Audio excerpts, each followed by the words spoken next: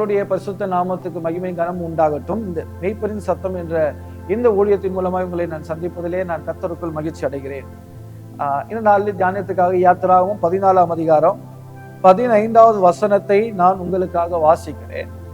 அப்போது கர்த்தர் மோசேயை நோக்கி, நீ என்னிடத்தில் முறையிடுகிறது என்ன? புறப்பட்டு போங்கள் என்று இஸ்ரவேல் புத்திரருக்கு சொல்லு. கர்த்தருடைய நாமத்துக்கு மகிமை உண்டாகட்டும். நான் கடந்த நாட்கள்ல இந்த வசனத்தை வாசிக்கும் போது ஆண்டவர் எனக்குள்ளே ஒரு காரியத்தை உணர்த்தினார்.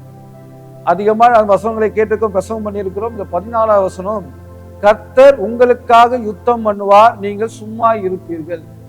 இவை வாக்குத்தத்தமாகவும் பல நேரங்களில் பிரசவம் பண்ணியிருக்கிறோம். ஆனால் எனக்கு ஆண்டவர் உணர்த்தினார், இந்த வார்த்தை கர்த்தர் உங்களுக்காக யுத்தம் பண்ணுவார்கள், நீங்கள் சும்மா இருப்பீர்கள். இன்னும் சொல்ல போனா 13ஆம் வசனத்துல சொல்லப்பட்டிருக்கிற வார்த்தை முக்கியமாக, நீங்கள் நின்று கொண்டு பயப்படாதீர்கள், நீங்கள் நின்று கொண்டு இன்றைக்கு கர்த்தர் உங்களுக்கு செய்யும் ரட்சிப்பை பாருங்கள். இந்த வார்த்தை கர்த்தர் சொன்ன வார்த்தையில ஜனங்களை திடப்படுத்தும்படியாக மோசே சொன்ன வார்த்தை. மோசே என்ன சொல்கிறார்னா, நீங்க தளர்ந்துடாதீங்க, நீங்க நில்லுங்க அப்படின்னு சொல்றாரு. நீங்க நில்லுங்க, ஒரு என்கரேஜ் வேர்டு, ஒரு விசுவாச வார்த்தை. ஆனா கர்த்தருடைய வார்த்தை நில்லுங்க அப்படின்னு இல்ல, கர்த்தருடைய வார்த்தை புறப்பட்டு போங்க. காரியங்கள் எல்லாமே மாறுதலா இருக்கிற சூழ்நிலையில அவர்களுக்கு கர்த்தர் சொல்ற வார்த்தை என்னன்னா, புறப்பட்டு போங்க. இந்த இடத்துல மோசே சொன்ன வார்த்தை நில்லுங்கள், கர்த்தர் சொல்கிற வார்த்தை புறப்பட்டு போங்க.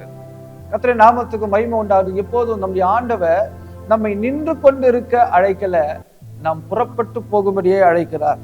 நாம் புறப்பட்டு போக வேண்டியது அவருடைய சித்தமாய் இருக்கிறது. நம் ஒரு மலை சிகரத்தை ஏறக்கூடியவர்கள் அவர்கள் நின்று விடுவார்கள் என்று சொன்னா அவர்கள் சறுக்குவார்களாம், சறுக்கி விழுந்துருவாங்களாம். ஆனா அவர்கள் ஒவ்வொரு ஸ்டெப்பும் ஏறிக்கொண்டே இருக்க வேண்டும். தேவனும் அப்படிதான் நம்மிடத்துல எதிர்பார்க்கிறார். நாம் நிற்கிறது தேவனுடைய சித்தம் அல்ல.